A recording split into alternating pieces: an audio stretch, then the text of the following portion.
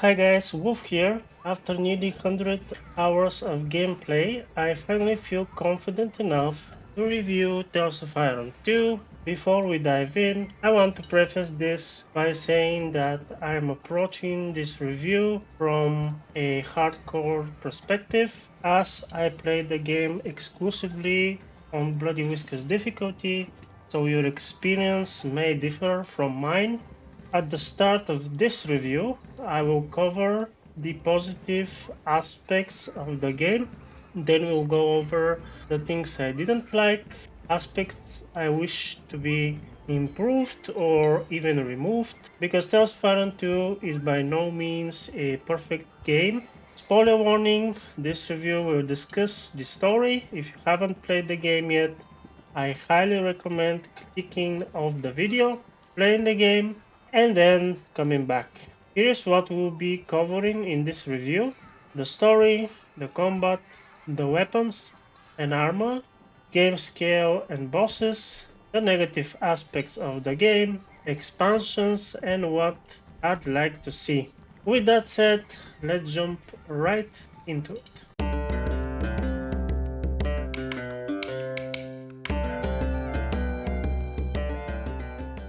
The story follows our new protagonist Orwo, who we may or may not have already met in the first game.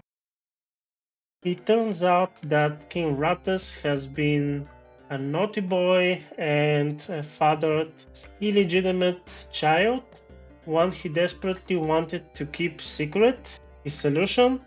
Entrusting the child to his best friend Eivor, the warden of the Winter's Edge.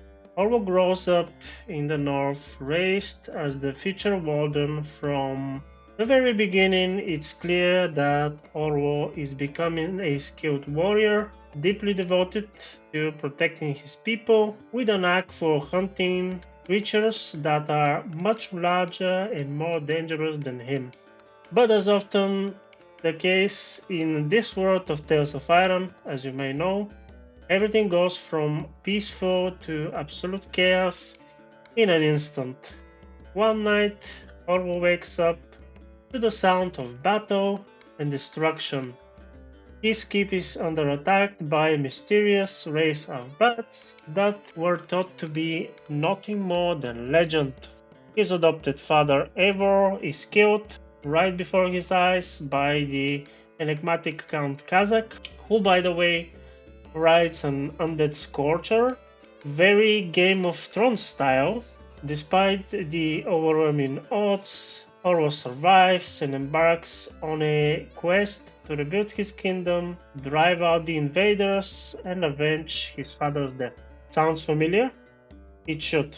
This is because the main story of Tales of Iron 2 is nearly identical to the first game. In Tales of Iron 1, after winning the tournament for the crown, Reggie and his people are attacked by the frogs. He loses his father and kingdom, barely survives, and goes on a quest to rebuild his kingdom and repel the invaders. You get the idea. The central theme of Tales of Iron 2 is once again revenge. Many players have criticized the story's similarity to the first game, which in my opinion is fair, but I personally think Outback Studios cleverly connected the two games. Orwo and Reggie's stories mirror each other, and the revelation that they are half brothers without either of them knowing it was, in my opinion, pretty cool touch. The verdict for the story is 7 out of 10. Despite the similarities to the first game, I still enjoyed the story, mainly because of the intriguing plot twist towards the end. However, if Tales of Iron 3 happens, the revenge story formula needs to change to keep the series fresh.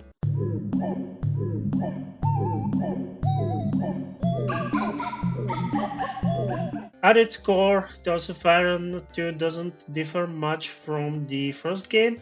You still have 100 and 200 weapons, but a major new addition is the introduction of elemental powers.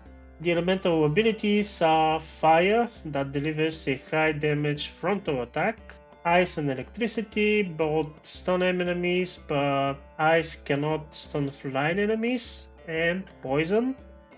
Similar to the first game, it acts as a damage over time effect. You can also upgrade your elemental powers by finding the hidden stones throughout the different zones, so I encourage you to discover the whole map. This will greatly enhance your elemental power by giving it some additional property. For example, if you upgrade your firepower, you are now shooting 2 fireballs instead of 1. Another fantastic addition is the traps. They work similarly to the elemental powers and serve as excellent finishers. However, they take time to master. Not to forget the inclusion of the whetstones that provide a fine damage boost to your weapon. Remember though, eventually you need to buy another one, so always keep in your inventory at least 2, and also remember to sharpen your weapon every time you are about to fight a boss.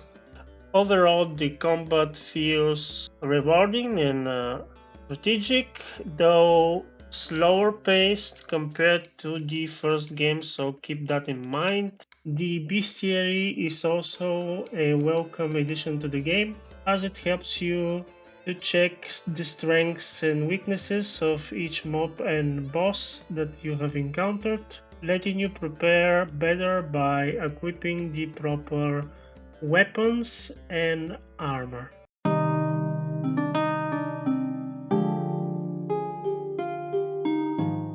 Weapons fall in 3 categories: swords, spears, and axes. Similar to the first game, many weapons now have elemental properties, which are also fire, ice, poison, and electricity. In the armor department, this time we have faction armor sets and monster armor sets. Each set provides a specific protection against elemental powers, and also the balance of the armors is pretty good this time and minimizes the chance of you getting one shot. So if you play your cards well and collect the right armor, you have a much better chance of defeating the boss, and also you have a bit more room for mistakes.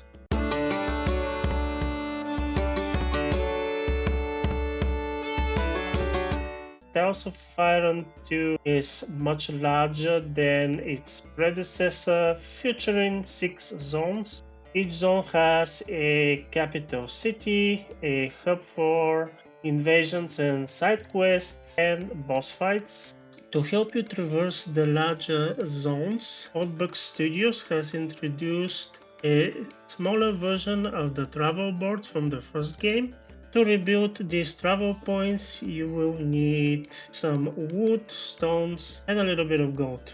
By rebuilding all of the points on the map, you make traveling through it much more faster, and this is especially important when you are hunting for some monster, so I definitely recommend you do that. Another cool change is the way you are this time rebuilding your city. Rather than you just giving gold, this time you need to gather some resources and also some monster parts in order to rebuild your kitchen, your smithy, and your shop. The buildings have added levels to them. You will need to acquire more advanced parts in order to get the maximum of your city, but it's worth it because this is the way you get the best weapons and also the maximum health upgrade. So I definitely encourage you to put some effort and rebuild your city to its fullest. It reminds me a little bit of the World of Warcraft garrison, and I quite liked it back in the day, so Outbox Studios definitely win a point with me here.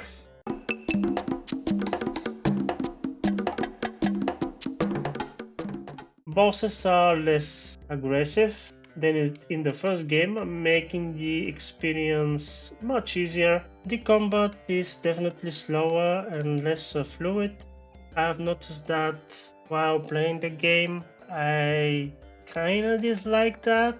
I expected more speedy game. Just Fun 2 is much easier than the first game, even on the Bloody Whiskers difficulty. The game never quite reached the brutal challenge of the first game. Enemy attack patterns are more predictable, and because of the good balance of the armor this time, is more generous, and the elemental abilities provide a stronger advantages in the fight. While still enjoyable, the lower difficulty may disappoint players looking for the same level of challenge as the original. Just like me, the two-handed weapons felt clunky.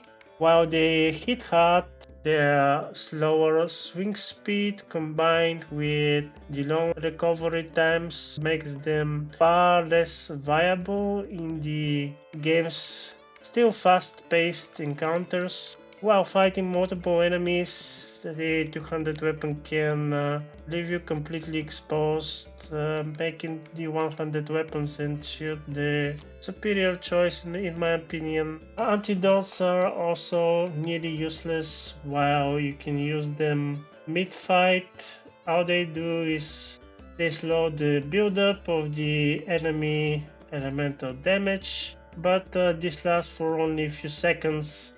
Since the elemental effect build-up is very fast on Bloody Whiskers, the antidote's duration makes it almost pointless to me. You're better off dodging attacks entirely. There are too many weapons introduced to the game, and also underused crafting materials. You find yourself needing more iron than anything else. And I know that because I actually collected every single armor and weapon in the game, and I think if you remove half of them, the game will not suffer. Instead of sheer quantity, the focus I think should be on making the weapons more unique and specialized, like adding some effects to them, similar to the bosses from the first game. Maybe we can shoot some lightning from a crafted sword, or some ice power, something like that. There are also missed achievement opportunities. I'm not sure why Outbox Studios opt for such an intricate crafting system when you don't have an achievement like complete a full set or gather some quantity of legendary weapons. And also, you don't have a single achievement related to the Bloody Whiskers difficulty, unlike in the first game where we have Kill Greenward on the hardest difficulty. And it feels to me that they are almost afraid of the first game's reputation. They even removed the special health bar that would let you know on what difficulty you're playing when you are fighting the bosses. So they definitely made the game more accessible for the more casual player, but as a hardcore player like myself, this was definitely a bit disappointing. Despite these issues, the game is still highly enjoyable.